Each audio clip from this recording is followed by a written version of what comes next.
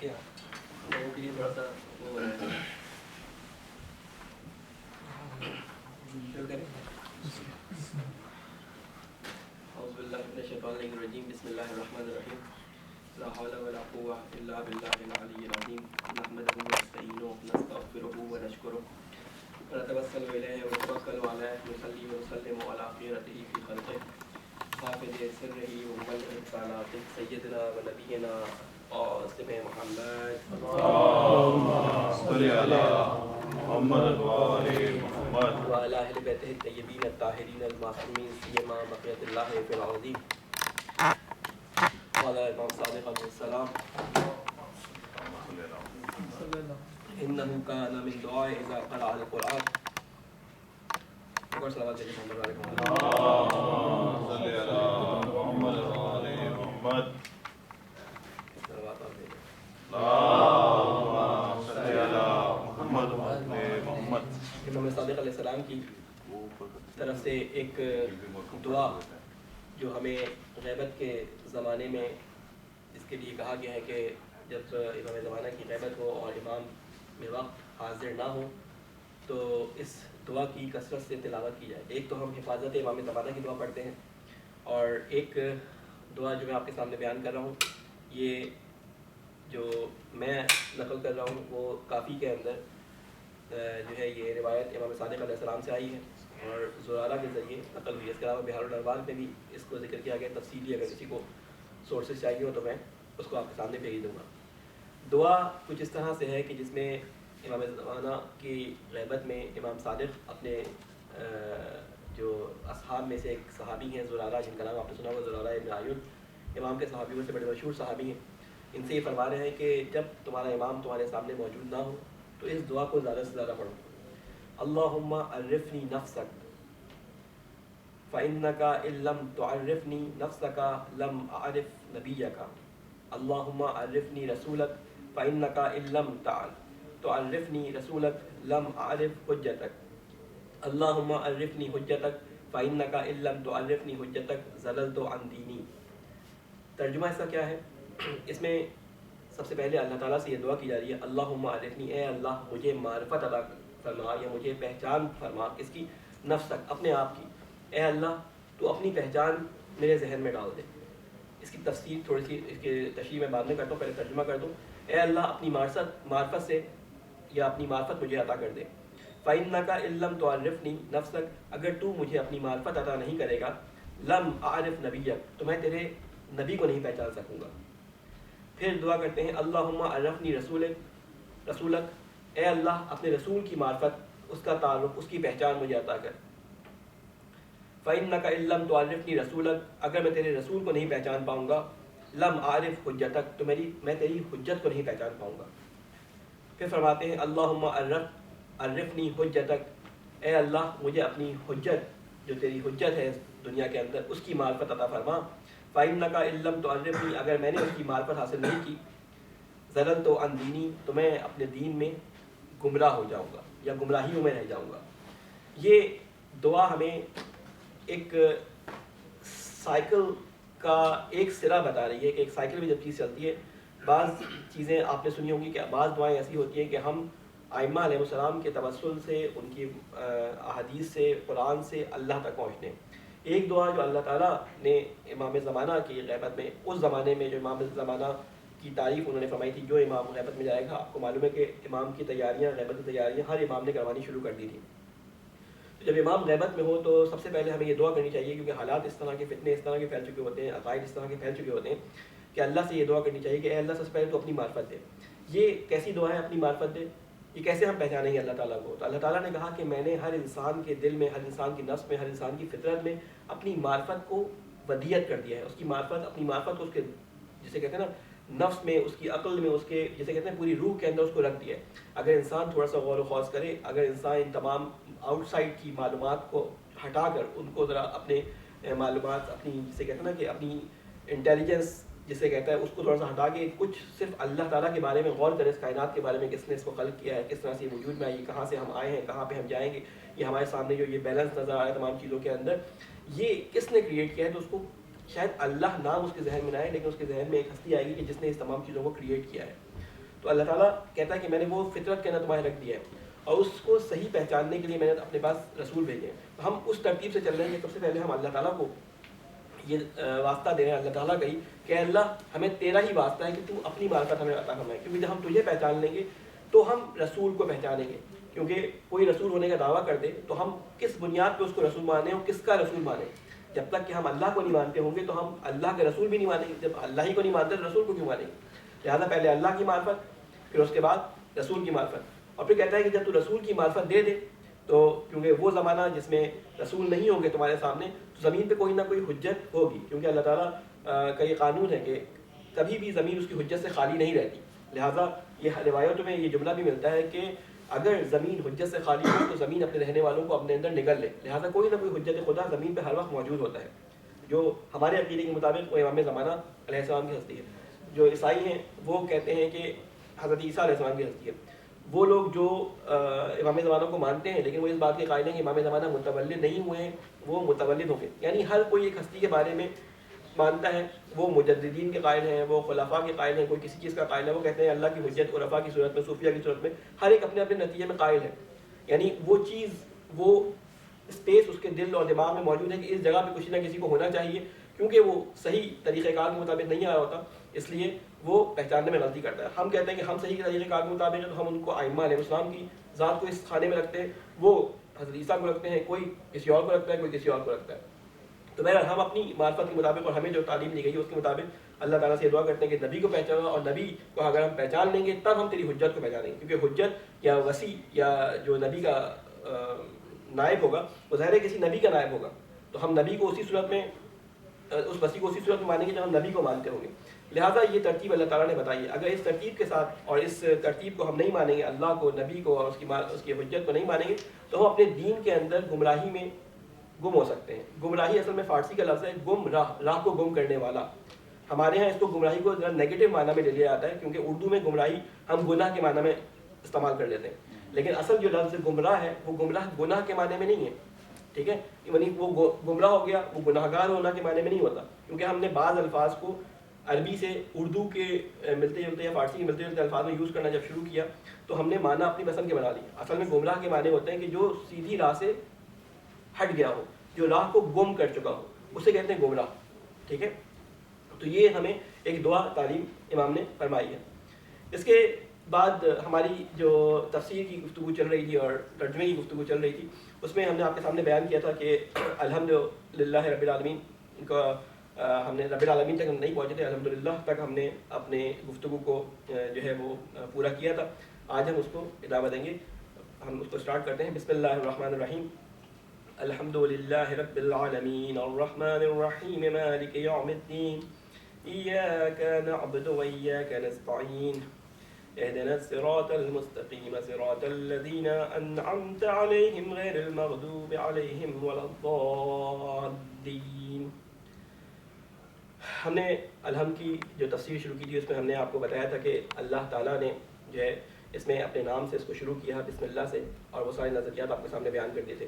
الحمدللہ کے بارے میں جو بات بتائی تھی اس کو خلاصہ بیان کر دوں کہ الحمد کے اندر 2 ترجمے شامل ہیں. جب ترجمہ ہم کرتے ہیں تو اس میں ایک ہی لکھا ہوتا ہے, تمام تعریفیں اللہ کے لیے ہیں, لیکن وہ تفصیل سے میں نے پچھلی دفعہ بتایا تھا کہ الحمد کا لفظ ایک ایسا جامع لفظ ہے کہ جس کے اندر تعریف اور شکر دونوں شامل ہیں. جب ہم کہتے ہیں الحمدللہ اس کا مطلب ہے تمام شکر اور تمام تعریفیں اللہ کے لیے ہیں.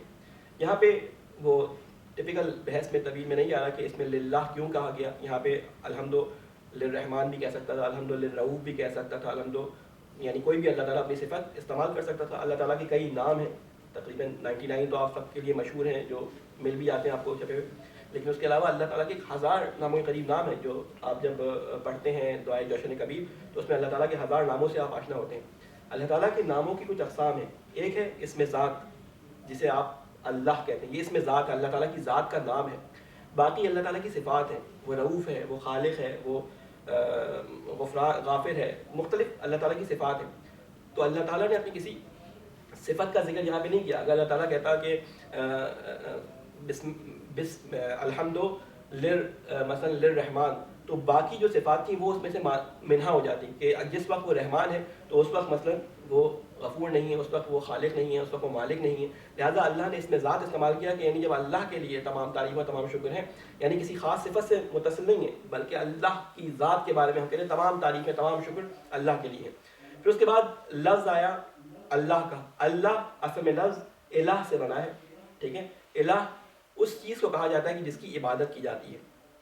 الہ جس چیز کی عبادت کی جاتی ہے. آپ نے قرآن مجید میں وہ آیت سنی ہوگی کہ بہت سارے لوگ ہیں وہ اپنی ہوائے نفس کو اپنا الہ بنا لیتے ہیں، یعنی معبود بنا لیتے ہیں. الہ جس کی پرستش کی جائے، جس کی عبادت کی جائے.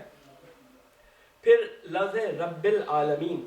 رب عربی زبان کے اندر دیکھیں 2-3 معنی دیتا ہے، لیکن عربی زبان میں اگر اس کو تفصیل سے آپ دیکھیں اس کی لغت کے اندر تو عربی زبان میں ایسا نہیں ہوتا کہ ایک لفظ کے 1 یا 2 یا 3 یا 4 یا 5 معنی ہوں. اگر آپ عربی لغت اٹھا کے دیکھیں، ابن منظور ہے یا لسان العرب ہے یا کسی اس طرح کی تفسیریں آپ اٹھا کے دیکھیں یا مفردات قرآن اٹھا کے دیکھ لیں تو ایک لفظ کے بارے میں 3-3 4-4 صفحوں کی بحث ہوتی ہے. وہ سارے استعمالات بتاتے ہیں کہ یہ لفظ کہاں پہ کن معنی میں استعمال ہوتا ہے. اور عربی جو پرانے زمانے کی شاعری ہوا کرتی تھی، اس شاعری میں کیونکہ الفاظ شاعری کے شعر کی صورت میں ایز اٹ از پہنچ جاتے ہیں تو اس شاعری میں اس لفظ کے مطلب کے بارے میں پتہ چل جاتا ہے کہ شاعر نے کس معنی میں اس کو استعمال کیا تھا. تو وہاں پہ فرماتے ہیں کہ رب کو جو ہے وہ اس طرح سے بیان کرتے ہیں کہ رب کی تعریف بھی بیان کرتے ہیں. ایک سوال ہے محمد اللہم صلی علی محمد و آل محمد. کہتے ہیں رب کے بارے میں کہا جاتا ہے کہ رب هو المالک، هو السید، هو المربی، هو المنعم، هو القیم.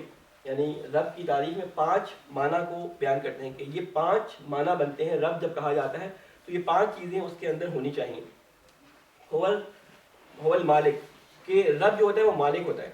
کسی بھی چیز کا مالک جو ہوتا ہے اس کو رب بھی کہتے ہیں. کہتے ہیں رب البیت، عربی زبان میں استعمال ہوتا ہے رب البیت گھر کا مالک. رب الفرس گھوڑے کا مالک. ٹھیک ہے. اسی طرح ایک لفظ استعمال ہوتا ہے رب کا سید. سید کہتے ہیں اس شخص کو جس کا دوسروں پر کنٹرول حاصل ہو. پرانے زمانے میں جو کہا جاتا ہے نا سید یعنی سردار جو ہوتے تھے ان لوگوں کو سید کہا جاتا تھا. جو بنی ہاشم کو سید کہا جاتا ہے، سادات کو اس لیے کہا جاتا ہے سید کہ وہ سردار تھے، ان کا کنٹرول تھا، قریش کا کنٹرول تھا لوگوں پہ. تو انہی کی نسل سے سید کہنا شروع کر دیا. لیکن کیا ہوتے ہیں سید و سردار کہتے ہیں کہ جس کے کنٹرول دوسروں کے اوپر ایسا ہو کہ لوگ خود سے اس کے کنٹرول کو مانتے ہوں. لوگ خود سے اس کے کنٹرول کو مانتے ہو، یعنی اجباری نہ ہو کنٹرول. ایک ظالم حکمران کا کنٹرول بھی کسی کو ہو سکتا ہے لیکن وہ سید نہیں ہوتا. ٹھیک ہے. اس لیے سید وہ ہوتا ہے کہ جس کے کنٹرول کو لوگ خود سے مانتے بھی ہوں. پھر ایک مالک رب کا بیان کیا جاتا ہے کہ رب جو ہے وہ مربی ہوتا ہے. یعنی مربی کسے کہتے ہیں؟ آپ کی تربیت کرنے والا. یعنی رب کے کاموں میں سے ایک کام ہے کہ وہ آپ کی تربیت کرے. اب یہ ہم اپلائی کریں گے کہ یہاں پہ رب کا جو لفظ آیا ہے کہ یہ سارے 5 معنی اس کے اندر استعمال ہو رہے ہیں یا نہیں ہو رہے ہیں. یعنی وہ مربی بھی ہوتا ہے، تربیت یعنی کسی چیز کو شروع ہونے سے پہلے سے لے کر اس کے اختتام کے بعد تک اس کا خیال رکھے. جیسے ماں باپ کو بھی رب کا لفظ دیا گیا، عربی زبان میں ماں باپ کو بھی رب کہا گیا ہے. ٹھیک ہے. رب ارحمہما کما ربیانی صغیرا. ٹھیک ہے. تو ماں باپ کے لیے بھی رب کا لفظ استعمال ہو. کیوں؟ وہ پرورش کرتے ہیں. یعنی جب سے انسان پیدا ہوتا ہے اور جب تک وہ ماں باپ زندہ رہتے ہیں اپنے بچے کی وہ پرورش کے لیے کوشاں رہتے ہیں، کوئی نہ کوئی کوشش کرتے رہتے ہیں. لیکن اللہ تعالیٰ وہ رب ہے کہ جو انسان کے پیدا ہونے سے پہلے اور انسان کے مرنے کے بعد بھی اس کی تربیت کا خیال رکھتا ہے. یعنی اس کی تمام آسائشوں کا، اس کے تمام ضروریات کا خیال رکھتا ہے. وہ کہلاتا ہے رب. پھر چوتھا معنی جو پایا جاتا ہے وہ منعم کا معنی پایا جاتا ہے. منعم کہتے ہیں نعمت دینے والا، تحفہ دینے والا. یعنی اللہ تعالیٰ کا ایک جو رب ہونے کا منصب ہے وہ کیا ہے؟ منعم. وہ ہمیں تحفے دیتا ہے، یعنی ہمارے بغیر مانگے ہمیں دیتا ہے. ایک ہمارے اگر اطراف میں دیکھیں تو کچھ لوگ ہوتے ہیں جو ہمیں تحفہ دیتے ہیں، کچھ لوگ ہوتے ہیں جو ہمیں تنخواہ دیتے ہیں، کچھ لوگ ہوتے ہیں ہماری سیلری دیتے ہیں. وہ ہمارے منعم نہیں ہوتے. کیوں؟ اس لیے کہ ان کے بدلے میں ہم کوئی نہ کوئی کام انجام دے رہے ہوتے ہیں. اس کے بدلے وہ جو امپلائر اور امپلائی کا جو رشتہ ہوتا ہے وہ تحفے کا رشتہ نہیں ہوتا. یعنی وہ ہماری کسی نیڈ کو جو ہے پورا کر رہا ہوتا ہے، اس کے بدلے میں ہم اس کی نیڈ کو کسی طریقے سے پورا کر رہے ہوتے ہیں. یا اگر کوئی کسی کو تحفہ دیتا ہے تو ویسے تو تحفہ دینے کا ایک مستحب عمل ہے کہ ایک دوسرے کو تحفہ دیا جائے، لیکن ہمارے یہاں تحفے جیسے کہتے ہیں بدلے میں دیا جاتا ہے. وہ ایک ڈائریاں درست کی ہوتی ہیں وہ امیوں نے کہ اس میں لکھا ہوتا ہے کہ جی پھپھی کی شادی میں چچی نے اتنے پیسے دیے تھے، اب ان کے پوتے کی شادی ہے تو وہ وہی والی ڈائری نکالتی ہیں کہ میری پھپھی نے ان کی شادی میں اتنے دیے تھے 200 روپے، تو اب میں بھی اس کو 200 روپے دوں گی. وہ 20 سال پہلے. تو وہ بدلہ نہیں ہوتا. تحفہ ہمیشہ کہتے ہی اسے کہ جس کے اندر احسان و منت پائی جائے. تحفہ منعم یہ نعمت دینے کے معنی میں ہوتا ہے. تو بہرحال اللہ تعالیٰ وہ منعم ہے جو ہمیں تحفہ دیتا ہے بغیر مانگے, ہماری ضرورت کے لحاظ سے ہماری چیزیں ہمیں پرووائڈ کر دیتا ہے. اگر ہم کچھ دیر کے لیے تصور کر لیں کہ ایک آنکھ نہ ہو ہماری, یہ اللہ نے نعمتیں دی ہوئی ہیں. ایک صاحب سے میں ملا, وہ ویل چیئر پہ تھے, تو نماز کے بعد بڑی رو رو کے دعائیں کر رہے تھے. خیر میں ان سے ملا, خیر ان کی حالت ایسی تھی, میں ان سے ملا, سلام دعا کی, میں نے کہا ان کو ایک دعا بھی ان کے لیے پڑھ دی ہے. تو بڑی گڑ گڑا کے دعائیں اور شکر الحمدللہ کر رہے تھے. تو خیر میں نے پوچھا تو کہنے لگے کہ میں کچھ سال پہلے بالکل فٹ فاٹ تھا, ٹینس کھیلا کرتا تھا میں, لیکن ایک دم سے مجھے کوئی ایسا مسئلہ ہوا کہ میرے ایک ایک کر کے نرز جو ہے نا وہ ڈاؤن ہونے شروع ہو گئے. میرے ہاتھ پہلے جیسے کام سے گئے, پھر میرے پیروں نے کام کرنا چھوڑ دیا, پھر میرے جسم نے موومنٹ چھوڑ دی. اب صرف ان کی زبان اور گردن کے اوپر کا حصہ کام کرتا تھا, باقی وہ بالکل کسی کام کے نہیں تھے. تو کہتے ہیں میں شکر اس لیے کرتا ہوں کہ اس وقت تو میں شکر ادا نہیں کر سکا, لیکن میں نے جو 30-35 سال اللہ تعالیٰ کی ان نعمتوں کا استفادہ کیا, تو اب میں کہتا ہوں کہ مجھ سے کفران نعمت نہ ہو جائے, میں ان نعمتوں کا شکریہ ادا کروں. وہ بول رہے تھے اور مجھے محسوس ہو رہا تھا کہ ہم کتنے ناشکری کرتے ہیں کہ ہمارے پاس الحمدللہ اللہ تعالیٰ نے صحیح اور سالم جسم ہمیں دیا, اور ہم ان چیزوں کی جو ہمیں ملی ہوئی ہیں ان کی ہم شکر گزاری نہیں کرتے. تو یہ اللہ تعالیٰ کی ایک صفت ہے جو منعم ہے. یہ ساری کی ساری صفات کس کے اندر آتی ہیں؟ یہ ساری کی ساری صفات رب میں آتی ہیں. یعنی اس کی جگہ کوئی اور لفظ ہم رکھ نہیں سکتے تھے. اللہ نے اپنے آپ کو رب کہہ کے یہ بتا دی کہ میں ساری کی ساری صفات کے ساتھ تمہارے لیے جو ہے وہ کوشاں ہوں, تمہارے پاس موجود ہے, جب تمہیں ضرورت ہو تو تم مجھے پکارو. کہا ہے نا کہ ادعونی استجب لکم, کہ مجھے پکارو میں تمہاری بات کا جواب دوں گا. ٹھیک ہے. پھر اس کے بعد فرمایا کہ قیم. ایک چیز ہوتی ہے کہ آپ کسی کو بہت سارے پیسے دے کر آپ نے کسی کو جو ہے وہ ایک ایسے شخص کو جس کی اتنی کیپیسٹی نہیں تھی, اس سے بڑھ کر اس کو تحفہ دے دیا. مثال کے طور پہ مجھے کوئی اٹھا کے کوئی ہیلی کاپٹر تحفے میں دے دے, تو میں تو اس کی مینٹیننس ہی نہیں کر سکتا, میرے لیے تو وہ مصیبت ہو جائے گی ساری چیزیں اس کی. تو اللہ کہتا ہے کہ میں جو چیز تمہیں دیتا ہوں اس کی مینٹیننس بھی ساتھ کرواتا ہوں تو تمہارے لیے. یعنی اگر میں نے تمہیں یہ سر دیا ہے تمہارے سر کے اوپر, تو اس کو سنبھالنے کے لیے ایسے ستون فقرات, ایسی تمہاری اسپائنل کارڈ بنائیے کہ یہ اتنا بھاری وزن مسلسل جو ہے تم اٹھا کے رکھو. اس کے لیے مجھے یاد آتا ہے ہم 7th-8th کلاس میں تھے, تو ہمارے ٹیچر نے ایک ہم سے تجربہ کروایا تھا. کہتے ہیں کہ ایک انہوں نے ٹماٹر یا پیاز کوئی چیز لی تھی, کہا تھا اپنے ہاتھ میں اٹھاؤ, اٹھا لیا. کہتے ہیں کہ اب اس کو اٹھا کے آدھے گھنٹے تک کھڑے رہو, ایسے ہاتھ کو ٹماٹر یا پیاز اٹھا کے آدھے گھنٹے تک اسی طرح رکھو. تو پہلے تو پتہ نہیں چلا, لیکن 5 منٹ کے بعد اتنا بھاری ہو گیا یہ وزن کہ ہاتھ اوپر رکھنا مشکل ہو گیا ہمارے لیے. تو آپ یہ سوچیں کہ اتنا 10 کلو کا یہ سر ہمارے کندھے پہ رکھا ہوا ہے, یہ سارے بیلنسنگ جو اللہ تعالیٰ نے ہمیں کی ہوئی ہے, یہ ساری کی ساری اللہ تعالیٰ نے ہمارے اسٹرکچر کو اس طرح بنایا کہ ہم سارے وزن کو بغیر کسی تکلیف کے برداشت کرتے ہوئے بھاگ بھی رہے ہوتے ہیں, دوڑ بھی رہے ہوتے ہیں, کود بھی رہے ہوتے ہیں, ساری حرکتیں کر رہے ہوتے ہیں. اللہ نے ایسا انسان کا جسم اس کا اسٹرکچر بنایا. تو یہ ساری نعمتیں اللہ نے قائم کی ہوئی ہیں, ہمارے یہ بیلنسز ہمارے سارے قائم کیے ہوئے. اگر یہ بیلنس ایک دفعہ بیچ سے یہ آنکھ کے دونوں بیلنس آؤٹ ہو جائیں تو انسان بھینگا ہو جاتا ہے, دیکھ نہیں پاتا کسی کو, ایک جگہ یہ دونوں پتیاں نہیں ٹکتی. تو لہٰذا اللہ یہ تمام چیزیں بتا کے کہتا ہے کہ الحمدللہ رب العالمین, میں اس رب کا تعریف, اس رب کی شکر, اس رب کی تعریف کرتا ہوں کہ جو میرا رب ہے, یعنی جو میرا پالنے والا بھی ہے, جو میری نعمتیں دینے والا بھی ہے, جو میرا سید بھی ہے, جو میرا مالک بھی ہے, سب چیزوں کا مالک. یہ ہو گیا رب.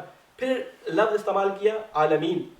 دیکھیں میں تفسیر آپ سے کہا تھا الحمد کی تھوڑی تفصیل سے کر رہا ہوں, ابھی بھی بہت ساری چیزیں میں نے ہٹا دی ہیں, لیکن یہ صرف اس لیے کہہ رہا ہوں کہ نماز میں جب ہم پڑھتے ہیں صرف یہ خیالات آپ کے ذہن میں آ جائیں کہ الحمد جو ہم پڑھ رہے ہیں کتنی ڈیٹیل اس کے اندر اللہ تعالیٰ نے جیسے کہتے ہیں نا خزانے پوشیدہ کیے ہوئے ہیں, کتنے سارے خزانے اس کے اندر موجود ہیں. کہ عالمین کا لفظ استعمال کیا. اچھا عربی زبان کی ایک ایسی خاصیت ہے کہ لفظ عالم, عالم سے آپ کے ذہن میں کیا آتا ہے؟ یونیورس. لفظ استعمال کیا گیا عالمین, یونیورسز, جبکہ عربی زبان میں لفظ عالم کی جمع عوالم ہے. عربی زبان میں عالم کی جمع عوالم ہے. تو لفظ عالمین کیوں استعمال کیا؟ یہ ایک سوال اکثر ہمارے ذہنوں میں پیچھے موجود ہوتا ہے لیکن ہم کرتے نہیں ہیں. اس کی وجہ یہ کہ ہم کہتے ہیں الحمدللہ رب العالمین, تمام تعریفیں تمام شکر اس اللہ کے لیے جو عالمین کا رب ہے, یعنی جو کائنات میں جگہ موجود ہیں سارے جہانوں کا مالک ہے. اب ایک جملہ رسول خدا کے لیے پڑھتے ہیں کہ ہم نے آپ کو رحمت للعالمین بنا کے بھیجا. تو علماء یہ بیان کرتے ہیں کہ لفظ عالمین ہے جمع مکسر سالم کہلاتی ہے. ٹھیک ہے نا. یہ کیا ہوتی ہے؟ یہ صرف ذوی العقول چیزوں کے لیے استعمال ہوتی ہے. وہ عوالم جو عقل رکھتے ہیں, وہ عوالم جو عقل رکھتے ہیں, اس میں مراد لیتے ہیں کہ وہ عوالم جہاں جہاں عقل و شعور والی مخلوقات رہتی ہیں جو بظاہر اللہ تعالیٰ نے دو ہی بیان کیے قرآن مجید میں، ایک انسان اور ایک جن، انہی کا حساب و کتاب بنایا ہے۔ وہ تمام عوالم جہاں پہ انسان اور جنوں کا بسیرا ہے، ان تمام عوالم کے بارے میں اس وقت بات ہو رہی ہے، ٹھیک ہے؟ غیر ذی عقول کے بارے میں بات نہیں، عقل سے رکھنے والے۔ جو رسول خدا آسمانوں کے لیے رسول نہیں تھے، رسول خدا مثلا ان لٹکے ہوئے ستاروں کے لیے رسول نہیں تھے، ان رسول خدا کی تعلیمات سے ستاروں نے کوئی استفادہ نہیں کیا۔ تو جو عقل رکھنے والی چیزیں تھی، مخلوقات جن اور انسان، یہ دو مخاطب۔ علماء کی رائے اس کے بارے میں، علماء تفسیر میں یہ بیان فرماتے ہیں کہ عالمین جب کہتا ہے یعنی تمام ذوی العقول جہاں جہاں موجود ہیں وہ چیز ہے، اور یہی چیز قرآن مجید میں مختلف اور بھی ہیں۔ حضرت لوط علیہ السلام کے جب ہم ذکر پڑھتے ہیں وہاں پہ بھی لفظ عالم استعمال کیا ہے۔ عالم سے مراد وہاں پہ لیا ہے اپنا معاشرہ، اپنا وہاں پہ لیا ہے۔ حضرت لوط کی قوم کو کہا تھا کہ اپنے معاشرے کے بارے میں تو فکر کرو، دوسروں کی فکر نہ کرو۔ اس طرح کوئی بات ہے وہاں پہ، ابھی آیت میرے ذہن میں نہیں ہے۔ تو لفظ عالمی جہاں جہاں استعمال کیا ہے وہ ذوی العقول کے بارے میں۔ پھر لفظ الرحمن الرحیم، دو لفظ بڑے ہی امپورٹنٹ، میں نے بسم اللہ الرحمن الرحیم میں اس کو بیان نہیں کیا تھا، یہاں میں بیان کر رہا ہوں۔ الرحمن اور رحیم یہ ایک بہت ہی پیچیدہ قسم کی بحث ہے، لیکن میں بہت سادہ الفاظ میں کہ بچوں کو بھی سمجھ آ جائے اس کو بیان کر دیتا ہوں کہ دیکھیں رحمان اور رحیم دونوں لفظ رحمت سے نکلے ہیں۔ رحمت یعنی کثرت سے آنے والی محبت و شفقت کو ہم رحمت کہتے ہیں۔ یہ دونوں لفظ رحیم، رحمان اور رحیم دونوں رحمت سے نکلے ہیں۔ ایک صفت مشبہ ہے اور ایک صفت مبالغہ ہے، ٹھیک ہے؟ مبالغہ یعنی کسی چیز کو اتنا بڑھا کے بیان کیا جائے کہ اس سے آگے کی حد موجود نہ ہو، مبالغہ۔ اس کے لیے عربی زبان میں خاص وزن ہوتے ہیں، ٹھیک ہے؟ رحمان صفت مبالغہ ہے، یعنی بہت نہایت رحم والا، بہت رحم کرنے والا، ٹھیک ہے نا؟ اور جب یہ الف نون کے ساتھ آ جاتا ہے، رحم مانے ہوتا ہے بہت رحم کرنے والا، رحمان الف نون کے ساتھ جب آ جاتا ہے صفت مبالغہ میں اس کو مانے ہوتے ہیں کہ بہت زیادہ رحم کرنے والا۔ آپ نے لفظ سنا ہوگا عطشان، عطشان بہت زیادہ پیاسا، ٹھیک ہے؟ جعان بہت زیادہ بھوکا، یا آپ نے لفظ سنا ہوگا رحمان بہت زیادہ رحم کرنے والا۔ تو یہ الف نون جب بھی آتا ہے آخر میں کسی بھی صفت کے آخر میں تو یہ مبالغہ آرائی ہوتی ہے۔ اردو زبان میں مبالغہ آرائی میں جھوٹ شامل ہو جاتا ہے، لیکن عربی زبان میں مبالغہ آرائی میں جھوٹ شامل نہیں ہوتا۔ اس کا مطلب ہوتا ہے یعنی بے انتہا رحم کا مالک ہے۔ لیکن یہاں پہ ایک سوال پیدا ہوتا ہے کہ جو اس صفت کے حامل الفاظ ہوتے ہیں ان کو کوئی نہ کوئی چیز آ کر ختم کر دیتی ہے ان کی اس کوالٹی کو۔ مثال کے طور پہ آپ بہت زیادہ پیاسے ہیں، عطشان ہیں، آپ کو پانی پلا دیا، پیاس ختم ہو گئی آپ کی، ٹھیک ہے؟ جعان آپ بھوکے ہیں، آپ کو کسی نے کھانا کھلا دیا، آپ کی بھوک ختم ہو گئی۔ تو رحمان صفت ہے تھوڑی دیر کے لیے، رحمان کے اندر طوالت نہیں پائی جاتی، اس کا زمانہ بہت مختصر ہے، فوراً ہے، بہت زیادہ ہے اور تھوڑی دیر کے لیے ہے، ٹھیک ہے؟ صفت مبالغہ کی یہ خصوصیت ہے، اس کو کوئی نہ کوئی صفت آ کے ختم کر دیتی ہے۔ پھر دوسری صفت استعمال کی رحیم کی۔ رحیم کے معنی کیا ہے؟ رحیم کے معنی ہے یہ صفت مشبہ ہے۔ صفت مشبہ کے معنی ہوتے ہیں کہ یہ ہمیشگی اس میں ظاہر ہوتی ہے، یعنی اس کے اندر ہمیشگی پائی جاتی ہے، یہ ہمیشہ رہنے والی ہوتی ہے، اس کو کوئی چیز ختم نہیں کر سکتی، ٹھیک ہے؟ یہ صفت ہوتی ہے۔ تو اللہ تعالیٰ نے کہا کہ دیکھو جب تمہیں میں نے اس بات کا یقین دلا دی کہ تمام تعریفیں اسی اللہ کے لیے جو عوالم کا، ٹھیک ہے؟ عوالم یعنی اس نے جگہ بتا دی، عوالم کا پروردگار ہے۔ اس کے بعد کہا کہ دیکھو تمہیں سب سے پہلی فکر ہوتی ہے کہ تمہاری وقتی ضرورت پوری ہو، تمہیں ان عوالم کے اندر زندگی گزارنے کے لیے فوری محبت اور رحمت کی ضرورت ہے جس کے تحت تم اپنی زندگی گزارو۔ تو وہ فوری ضرورت اور فوری رحمت رحمان کی صورت میں نے تمہیں دے دی، یعنی یہ میری صفت رحمانیت سب کے لیے ہے، چاہے وہ مسلمان ہو، چاہے وہ کافر ہو، چاہے وہ ہندو ہو، تمام میری مخلوقات سب کے لیے صفت رحمانیت ہے۔ اللہ کا رحم تمام کے لیے برابر کا ہے، اس میں فوری ہے، بہت زیادہ ہے۔ وہ کافر کے بچے کو بھی اسی محبت سے پالتا ہے جس محبت سے مسلمان کے بچے کو پالتا ہے، ٹھیک ہے نا؟ وہ گائے کے بچے کو بھی اسی محبت سے پالتا ہے جس محبت سے وہ مثلا کسی اور جانور کے بچے کو پالتا ہے۔ تو وہ اس کی رحمان کی صفت جو ہوتی ہے وہ کس لیے فوری ہوتی ہے اور سب کے لیے ہوتی ہے۔ پھر وہ کہتے ہیں کہ پریشان نہیں ہونا، اگر تمہیں اس بات کی پریشانی ہے تمہاری وقتی ضرورت میں نے پوری کر دی، کیونکہ آگے آ رہا ہے نا مالک یوم الدین، وہ قیامت کے دن کا مالک ہے، تو اب پریشانی یہ لگتی ہے کہ اس دنیا میں تو اللہ تعالیٰ نے ہم پہ رحم کر دیا، اب آگے جا کے کیا ہوگا؟ اللہ کی رحمت تو ہماری زندگی ختم، موت کے بعد اللہ کی رحمت ختم۔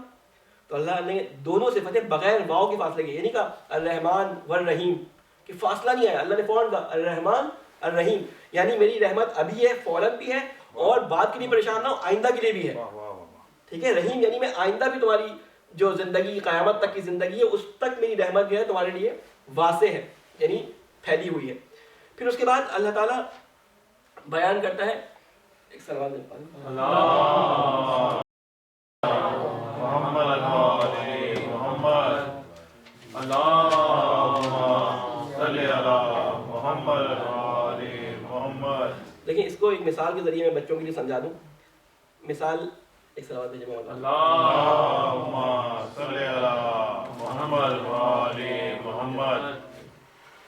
دیکھیں اس کو شاید ابھی بچوں کے ذہن میں اتنی مشکل بات آئی نہ ہو, میں اس کو مثال سمجھاتا ہوں. ایک بچہ ایک اسکول سے بہت تھکا ہوا آتا ہے اور سارے اسکول میں جو ہے نا وہ دوڑ بھاگ کے پی ٹی کر کے جو ہے نا وہ تھکا ہوا ہوتا ہے, اور صبح ناشتہ بھی جو کھا کے گیا ہوتا ہے وہ سب کچھ ہضم ہو چکا ہوتا ہے. اب بھوک لگی ہوتی ہے شدید گھر میں, امی کو آ کے کہتا ہے امی کھانا چاہیے. تو امی کہتی ہے اچھا یہ بتاؤ کہ اگلے ہفتے ہم گھر میں کیا بنائیں. کہتے ہیں امی مجھے ابھی کھانا چاہیے, اگلے ہفتے کو چھوڑیں, ابھی مجھے کھانے کو کوئی دے, میرا پیٹ جو ہے وہ خالی ہے.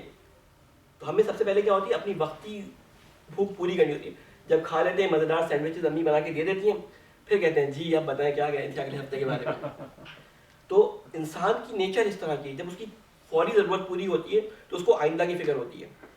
مثال کے طور پہ میں اپنے کسی کے بارے میں کہوں کہ یہ بہت جو ہے وہ سخی ہے, ٹھیک ہے. صفت رحیم کے بارے میں کیا ہے کہ وہ ہر وقت نہیں ہوتی. یہ صفت جو ہے یہ ہر وقت نہیں ہوتی. ہو سکتا ہے آج وہ رحیم نہیں ہے میرے لیے, کسی اور کے لیے رحیم ہو, میرے لیے نہیں ہے, لیکن رحمان ہر وقت میرے لیے رحمان ہے. رحیم ہر وقت نہیں ہے. اس کی مثال ایسے دوں کہ آپ کا مالک, آپ کی کمپنی کا مالک, جو آپ کا جو سی او ہے یا جو بھی آپ کا مینیجر ہے, جو بھی آپ کا کمپنی کا مالک ہوتا ہے, اس کے بارے میں آپ کو پتہ ہے کہ وہ بہت ذمہ دار آدمی ہے, ٹھیک ہے. اور یوں سمجھ لیں کہ آج 4 بجے چھٹی ہونی ہے آفس کی, پے چیک ملنے کی آخری تاریخ ہے, اور آج ہی آپ نے کسی جگہ چیک جمع کرانا ہے شام کو 6 بجے گھر جا کر, کہ اگر وہ چیک نہیں دیں گے تو آپ کا جو ہے وہ مسئلہ خراب ہو جائے گا, گھر آپ کا جو ہے پیمنٹ نہیں ہوگی, گھر آپ سے لے لیا جائے گا. اب آپ کسی سے پوچھتے ہیں کہ جی وہ آیا نہیں, ہمارے جو مینیجر صاحب ہیں وہ آئے نہیں, میری تنخواہ دینی ہے انہوں نے کہا پریشان نہیں, وہ بہت ذمہ دار ہے. 3:30 بج جاتے ہیں, وہ کہتا ہے کہ وہ آئے کیوں نہیں, اب تک بار بار جھانک کے دیکھتا ہے کہ وہ آئے کیوں نہیں. تو ساتھ والا کہتا ہے کہ آپ نہیں جانتے ان کو, وہ بہت ذمہ دار ہیں. وہ کہتے ہیں ٹھیک ہے ذمہ دار ہوں گے, لیکن ذمہ داری تو اس وقت پوری ہونا نا, میری ضرورت کو پورا کریں. 3:45 بجے دیکھتے ہیں گاڑی آ کے پارک ہوئی اور وہ آئے اور انہوں نے چیک دے دیا. تو اب ان کو سمجھ آتا ہے کہ یہ ذمہ دار ہے. تو یعنی یہ صفت جو ہے ذمہ داری کی صفت اس میں موجود ہوتی ہے اس شخص میں, لیکن ہمارے لیے کب پوری ہوتی ہے, جب وہ ہمارے ہاتھ میں چیک دے دیتا ہے, ٹھیک ہے. صفت رحیم اس طرح کی ہے, اللہ تعالیٰ رحیم ہے, سب کے لیے رحیم ہے, لیکن ہمیں پریشانی کیا ہوتی ہے جب ہمیں وہ رحمت مل جاتی ہے. تو اللہ نے رحمان اور رحیم کہہ کے یہ بتایا کہ دیکھو ابھی بھی رحمت رحمان کی صورت میں موجود ہے, اور رحیم میں آگے زندگی کے لیے بھی تمہارے لیے رحیم ہوں.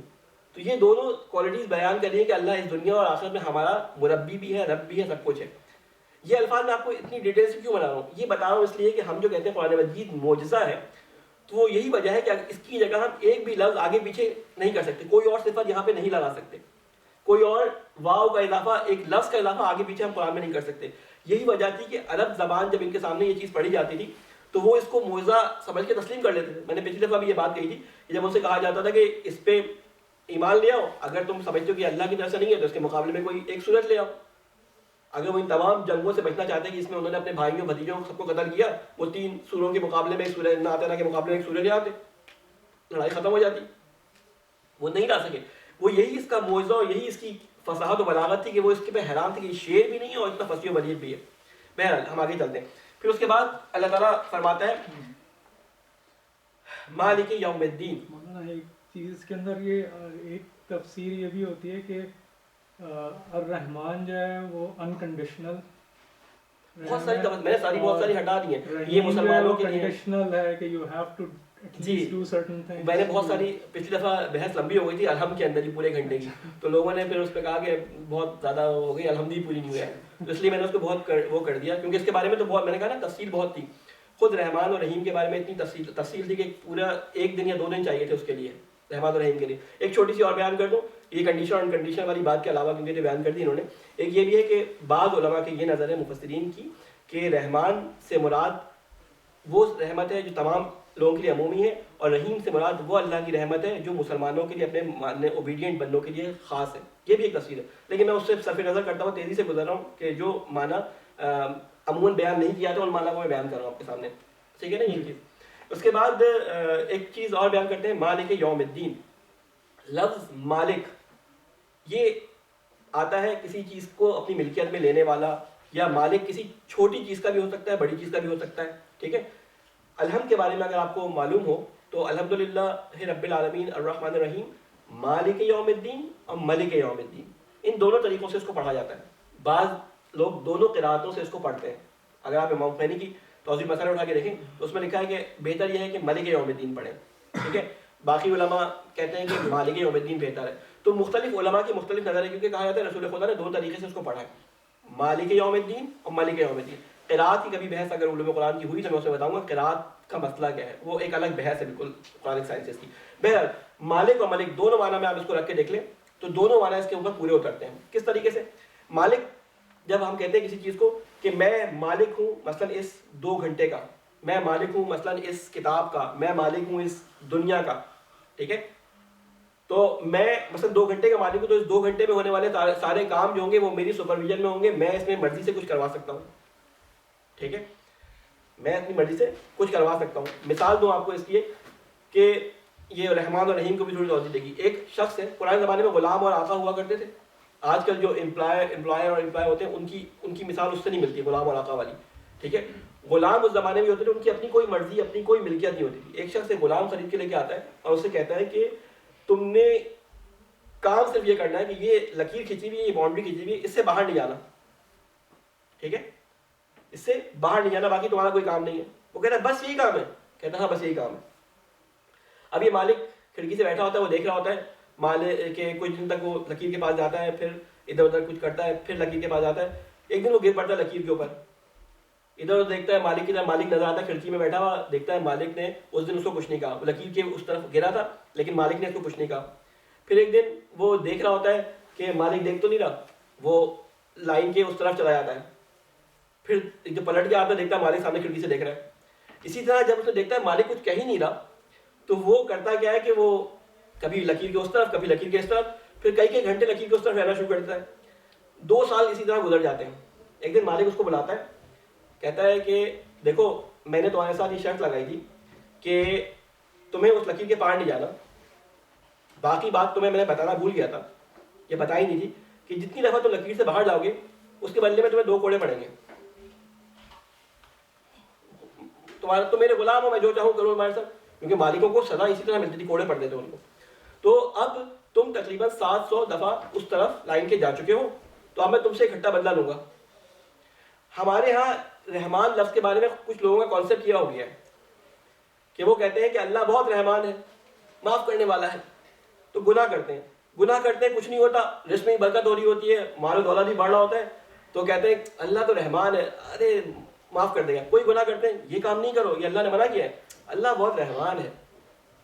پھر کیا کرتے ہیں کہ بعض میں نے سنا اپنے مومنین میں بھی ہیں, مثلا وہ لیکن اسٹور کھولا ہوا ہے, پیچھے آیت الکرسی کا کتبہ لگایا ہوا ہے کہ اللہ بڑا ہی برکت دے رہا ہے ماشاء اللہ, اور اپنے گھر کے اوپر بھی لگایا ہوا ہے حاذا من فضل ربی لکھ کے. رشوت دیتا ہے, گھر پہ لگاتا ہے اس کو حاذا من فضل ربی, کیا اللہ بڑا احسان ہے, اللہ کا کرم ہے. حاجی صاحب بھی ہے, سر پہ ٹوپی لگا کے پھرتا ہے. تو اب کیوں یہ اس لیے جری ہو گیا, اس لیے کہ اللہ نے اس کو فوراً نہیں پکڑا.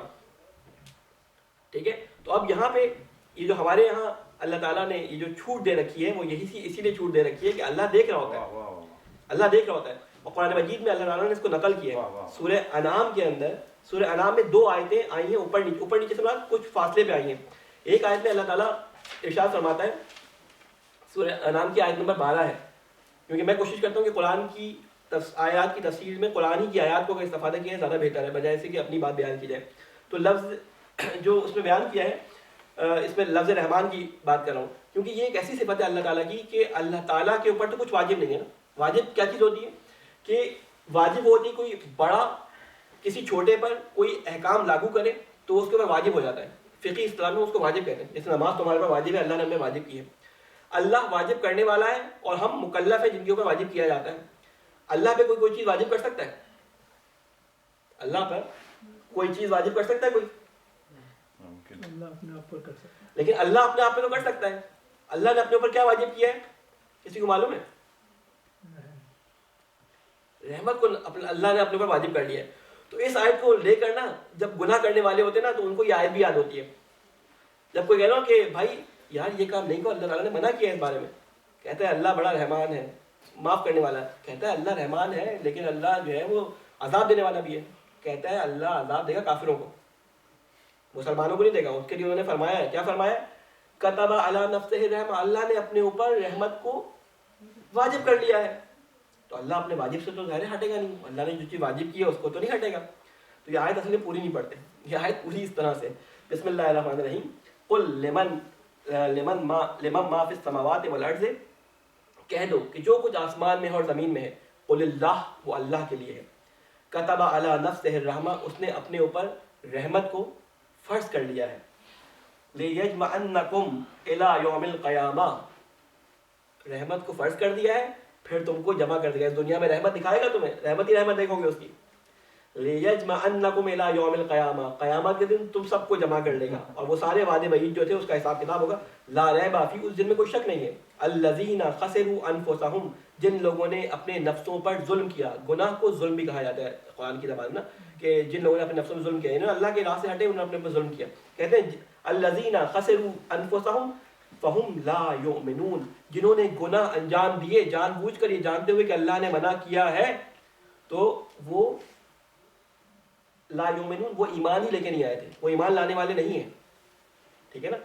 پھر یہ آیت بیان کرنے کے بعد ایک اور آیت بیان فرمائی سورہ انعام کے اندر ہی 154 نمبر آیت, اس میں کیا فرمایا؟ وَإِذَا جَاءَكَ الَّذِينَ يُؤْمِنُونَ. اب یہ وہ لوگ تھے, سب کو ایک تنبیہ کر دی. پھر جو لوگ ایمان لے کے آئے تھے اللہ کی باتوں پہ, جو اللہ کے وعدے وعید پہ جو ہے وہ ایمان رکھتے تھے, ان کے بارے میں ایک آیت بیان کر دی کہ وہ لوگ زیادہ مایوس نہ ہو جائیں.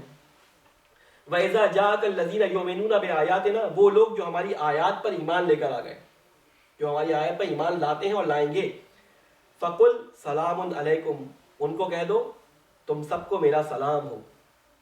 جب آپ یہ کہتے ہیں نا, یہ سلام علیکم جو کہا جاتا ہے, یہ اللہ تعالیٰ کی ورڈنگ ہے جو ہم لوگوں کو سلام کہتے ہیں. دو طرح سے آیا ہے سلام کا طریقہ. ٹھیک ہے. وَإِذَا خَاطَبَهُمُ الْجَاهِلُونَ قَالُوا سَلَامًا.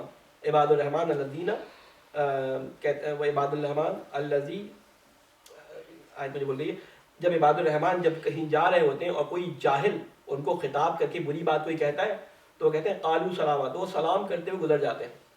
ٹھیک ہے. اور یہاں پہ اللہ تعالیٰ کیا فرماتا ہے کہ ان کو کہہ دو ہمارا سلام, یعنی آپ کسی کو سلام کرتے ہیں اس کا مطلب آپ یہ کہہ رہے ہوتے ہیں اس سے کہ میری طرف سے تم سلامتی ہو, میری طرف سے تمہیں کوئی غضب نہیں پہنچے گا, تمہیں کوئی نقصان نہیں پہنچے گا, پریشان نہیں ہونا کہ اس طرف سے تمہیں کوئی حملہ نہیں ہوگا. باقی طرف سے حملے ہو سکتے ہیں, اس طرف سے کوئی حملہ نہیں ہوگا. ٹھیک ہے. تو اس لیے کہتے ہیں مسلمان کو سلام کرو, یعنی اس کو اس بات کا یقین دلا دو ملتا ہے کہ تم جو ہے اس کے لیے ہارمفل نہیں ہو, تمہاری طرف سے وہ سلامتی میں, تاکہ وہ اپنا سکون سے ساری بات کر سکے. اسی لیے کہتے ہیں سلام کرنے میں پہل کرو. بہرحال اس کے بعد فرمایا قل سلام علیکم کتبا ربکم علی نفسہ الرحمہ, دوبارہ اس لفظ کو استعمال کیا. کتبا, اس نے لکھ لیا تھا اپنے اوپر, ربکم تمہارے پروردگار نے کیا, اپنے نفس کے اوپر, اپنے اوپر رحمت کو لکھ لیا تھا کہ وہ رحم کرے گا. کس کے لیے بات ہو رہی ہے؟ ان لوگوں کے لیے بات کر رہی ہے جو اس کی آیات پر ایمان لے کے آتے تھے, ان کی لیے بات ہو رہی ہے کہ ان کو سلام, یعنی یہ کہہ کے شیورٹی دلانی کہ تم سلامتی میں ہو. ٹھیک ہے, تم شور ہے نا. انہ من عمل منکم سوءا بجہالۃ, اچھا یہ کہ تم میں سے اگر کسی نے غلطی کی بنا پر یا جہالت کی بنا پر کوئی گناہ کر بھی دیا ہو, ٹھیک ہے نا, اگر تم سے کوئی گناہ سرزد ہو جائے, ثم تاب, پھر اس کے بعد تم نے توبہ کر لی ہو, من بعد ہی, اس کے بعد واصلح, اور اس کے بعد اپنی اصلاح بھی کر لی ہو. یعنی اللہ نے شرائط بتا دی کہ رحمان میں کس صورت میں ہو, وہ ساری ڈیٹیلز بتا دی اس کے اندر کہ دیکھو تم نے غلطی کی وجہ سے توبہ کر لی, سرکشی سے بھی توبہ, تم نے جو ہے نا وہ گناہ کر دیا, پھر اس کے بعد توبہ کر لی, پلٹ آئے اللہ کی راہ کی طرف. واصلہ, اپنے آپ اس کام کو اصلح, یعنی اصلاح کر دی اس کام کی جو تم نے خراب کاری کی تھی. اگر کہیں سے رشوت لی تھی تو رشوت پلٹا دی, اگر حرام کھایا تھا تو اس کو واپس کر دیا, کسی کا حق کھایا تھا تو اس کو واپس کر دیا. یہ جب اصلاح کر دی فَإِنَّهُ غَفُورٌ رَحِيمٌ, تو یقیناً وہ ماننے والا ہے. اس کے بعد وہ پھر غفور بھی ہے اور رحیم بھی ہے. اگر تم نے جو ہے وہ جہالت کی بنا پہ گناہ کر لیا لیکن توبہ نہیں کی اور اصلاح نہیں کی تو تم غفور اور رحیم کی اس صفت کے تحت آنے کے حقدار نہیں ہو. ہمیں پر ٹائم کتنا رہے گا؟ صلوات علی محمد.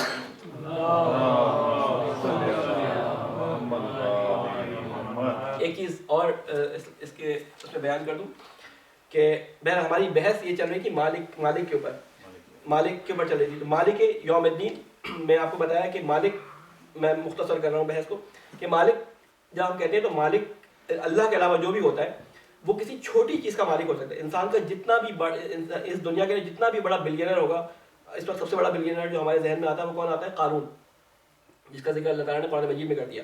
اس کے بعد آج کل سب سے زیادہ ملینئر کون ہے؟ ایلان ماسک. ٹھیک ہے, بقول ہمارے استاد کے آپ کو اپنے ابا کا اکاؤنٹ کا اماؤنٹ نہیں پتا ہوگا, لیکن ایلان ماسک کو اور وہ کیا نام ہے ونڈوز والا, وہ بل گیٹس, اس کے آپ کو اماؤنٹ پتا ہوں گے. ٹھیک ہے نا. یہ کیوں ہے؟ یہ اس وجہ سے کہ یہ پروپیگیٹ کیا جاتا ہے کہ لوگوں کو رغبت دلائیں کہ تم اس طرح کے بننا چاہتے ہو, تو پھر وہ دکھاتے ہیں یہ کام کرو. تو یہاں پہ اللہ تعالیٰ نے ہمیں بتایا کہ دیکھو وہ مالک جو ہے وہ جتنا بھی بڑا ہو دنیا کے اندر وہ کچھ خاص حدود تک مالک ہوتا ہے, لیکن اللہ نے اس کے بعد کہا ملک. ملک کے معنی ہوتے ہیں بادشاہ. بادشاہ کی حکمرانی اس پوری حکومت پہ ہوتی ہے. فرعون کی بادشاہی میں قارون جو ہے حکومت کرتا, وہ دولت مند تھا, فرعون سے زیادہ دولت مند ہوگا, لیکن بادشاہی کس کی تھی؟ جب چاہتا فرعون قارون کو مروا سکتا تھا. ٹھیک ہے, کیونکہ اس کی حکومت کے اندر آتا تھا. تو بادشاہ فرعون تھا لیکن قارون بہت دولت مند تھا. اللہ نے جب یہاں پہ لفظ مالک استعمال کیا, اور بعض قراءات جو ملک کی ملتی ہیں دونوں معنی اس کے اندر پوشیدہ ہے. اگر مالک پڑھے تب بھی اللہ کی مالکیت ان تمام عالمین کی مالکیت اللہ کی ہے. ٹھیک ہے, اور اس کے بعد کہا اگر ملک پڑھو بادشاہ تو اللہ بادشاہ, یعنی بادشاہ چھوٹی چھوٹی باتوں میں دھیان نہیں دیتا. بادشاہ جو ہے نا وہ چھوٹی چھوٹی ہونے والی رشوتوں کے بارے میں وہ نہیں کرتا کہ اس کی تحقیق کر رہا ہے. ٹھیک ہے, لیکن مالک جو ہوتا ہے کمپنی کا وہ چھوٹی چھوٹی چیزوں کو مینیجر دیکھتا ہے اس کو. اس کے بارے میں بھی کہا کہ اگر مالک کی نظر سے دیکھو تو وہ کیا ہے, وَمَن يَعْمَلْ مِثْقَالَ ذَرَّةٍ خیرًا یرہ اور شرًا یرہ کے ساتھ آیا نا دونوں طرح. یعنی وہ مالک بھی یعنی چھوٹی سے چھوٹی چیز کو بھی دیکھا گیا, اور ملک بھی ہے یعنی بادشاہ بھی ہے. اس کے ہاتھ میں ہوگا اس دن جو وہ کرے, کوئی اس کے سامنے بولنے کے قابل نہیں ہوگا مگر یہ کہ جس کو وہ اجازت دے. ٹھیک ہے, پوری آیات اس کے بارے میں میں خیر ابھی اس کے بارے میں بحث نہیں کر رہا. ایک سلام دے دیں محمد علیہ محمد. اس کو پورا کر دوں یوم الدین کو, تاکہ پھر اس کے بعد ہم اس کو ختم کریں. پھر اس کے بعد ہے مالک یوم الدین. ہم نے عالمین کے اندر کس چیز کو مینشن کیا تھا؟ دو چیزیں ہوتی ہیں, دو ڈائمینشنز جو عموماً ہمارے سامنے آتی ہیں. ایک کیا ہوتا ہے, ایک وقت ہوتا ہے, ایک زمانہ ہوتا ہے, اور ایک زمانہ, اور ایک کیا ہوتا ہے جسے کہتے ہیں مکان, زمان و مکان. ایک جگہ پہ اللہ تعالیٰ نے اپنی ملکیت کس کے بارے میں بتائی کہ وہ عالمین یعنی اسپیس تمام جتنا بھی ہے اس کا مالک ہے. ٹھیک ہے, اور ایک جگہ پہ مالک کہہ کے اور یوم کہہ کے ٹائم پیریڈ کو بھی بتا دیا کہ تمام زمان کا بھی مالک ہے. یعنی تمہارا جو بھی وقت تمہارے پاس ہے اللہ اس کا مالک ہے. یعنی ایک ایک چیز کا تم سے حساب ہوگا. اللہ نے ہمارا جو ٹائم ہمارے زندگی کو دیا ہے وہ الٹا چل رہا ہے. ٹائم کلاک ہماری الٹی چل رہی ہے. ٹھیک ہے, جسے آپ کیا کہتے ہیں اس میں الٹی جو گھڑی چلتی ہے آپ کی, کاؤنٹ ڈاؤن چل رہا ہے آپ کا. ٹھیک ہے, جتنا وقت آپ اس میں لگائیں گے کسی بھی کام میں اس کا آپ کو حساب و کتاب دینا ہے. علماء فرماتے ہیں کہ جب آپ کوئی کام کرتے ہیں تو اپنے پاس رات کو اس کا کیلکولیشن کیا گیا کتنا کام آپ نے کس مقصد کے لیے کیا, اس کے پیچھے آپ کا پرپس کیا تھا, اس سے آپ کو فائدہ کیا ہوا, اس میں کتنا حلال تھا کتنا حرام تھا. جب یہ کام کرنا شروع کریں گے تو آپ اپنا خود محاسبہ پہلے سے کرنا شروع کر دیں گے. جب آپ اپنا محاسبہ خود سے کرنا شروع کریں گے تو قیامت میں آپ کا محاسبہ آسان ہو جائے گا, کیونکہ جب آپ خود سے محاسبہ کریں گے آپ کو اپنی غلطیوں کا خود ہی احساس ہو جائے گا. اس لیے علماء فرماتے ہیں کہ روزانہ رات کو اپنا محاسبہ خود کریں کہ آج پورا دن میں ہم نے جو کام کیے کتنے وہ اللہ کی مرضی کے خلاف تھے, کتنے اللہ کی مرضی کے مطابق تھے. تو میرا یوم الدین کے اندر کہنے کے بعد اللہ تعالیٰ نے کہا کہ میں اس زمانے کا بھی مالک ہوں جو تم ٹائم گزار رہے ہو. اس میں جو کام جس وقت کرتے ہو اس کا تمہیں حساب دینا ہے. بعض دفعہ ہم کہتے ہیں اللہ تعالیٰ میرے گناہوں کو معاف کر دے. یہ جملہ بہت بڑا ہے, بالکل ایسا ہی ہے اس کا کہ آپ کسی اسٹور کے اندر جیسے یہ مثلا فرض کریں پورا اسٹور ہے, آپ اپنے گناہوں کو اس اسٹور کے اندر پھینکتے ہیں. جب کہتے ہیں میرے گناہوں کو معاف کر دے تو جب دروازے سے باہر سے ایک 50 سال کے بعد نگاہ کرتے ہیں تو آپ کو صرف وہ چیزیں نظر آتی ہیں جو آپ کے دروازے کے سامنے لگی ہوتی ہیں. وہ جو پورا 50 سالوں میں بھرا ہوتا ہے وہ آپ کو نظر نہیں آتا. تو علماء عرفان اس کا طریقہ کار یہ بیان کرتے ہیں کہ جب آپ اللہ تعالیٰ سے اپنے گناہوں کی توبہ کرنا چاہیں تو آپ اپنے ذہن میں وہ زمانہ تصور کریں, مثلا وہ اپنے میٹرک سے لے کر آپ اپنے انٹر تک کا زمانہ, اس میں آپ سے جو گناہ ہوئے ایک ایک کر کے اللہ سے دعا مانگیں. مثلا انٹر میں نے یوں کیا تو وہ کیا فلاں کیا, یہ اللہ اس سے معاف فرما. ایک ایک کر کے اپنے ٹائم پیریڈ سے جو ہے نا آپ کے بے شک آپ کو یاد نہ ہو لیکن اپنے ذہن میں رکھیں کہ اللہ میں اس ٹائم پہ بھی اگر میں نے کوئی گناہ کیا تھا, میں خطا کار تھا یا مجھ سے کوئی غلطی ہو گئی تھی تو اس ٹائم کی توبہ کرتا ہوں. کیونکہ ہم بعض دفعہ اپنے گناہوں کی مغفرت مانتے ہیں لیکن ہمیں معلوم ہی نہیں ہوتا ہم کن گناہوں کی مغفرت مانگ رہے ہوتے ہیں. اس لیے ذہن میں ایک ایک کر کے ٹائم پیریڈ کے حساب سے مثلا آج مجھے فلاں اتنے سالوں کے گناہ اپنے اللہ تعالیٰ سے معاف کروانے ہیں یا اس سے توبہ کرنی ہے. تو اس طرح کر کے جو ہے اللہ تعالیٰ سے جو ہے وہ اپنی معافی کو مانگے تو اللہ تعالیٰ کہتا ہے کہ یہ انسان یعنی چاہتا ہے کہ اس کے گناہ معاف کیے جائیں تو اللہ تعالیٰ بھی معاف کرتا ہے. بہرحال اس کے بعد آخری لفظ جو ہے وہ دین ہے.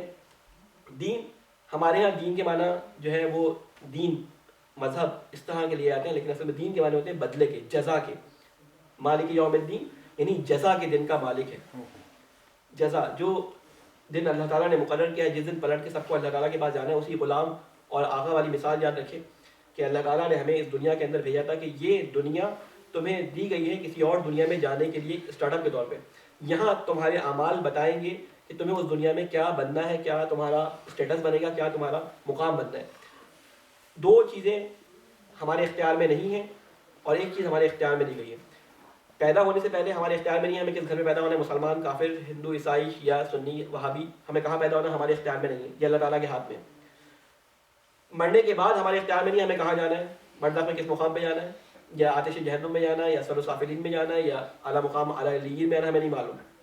تو اللہ نے کہا یہ دو مقام تمہارے اختیار میں نہیں ہے، لیکن میں نے وہ بیچ کا جو مرتبہ ہے تمہیں اس مقام پہ آزادی دے دی کہ تم غور کرو کہاں سے آئے تھے.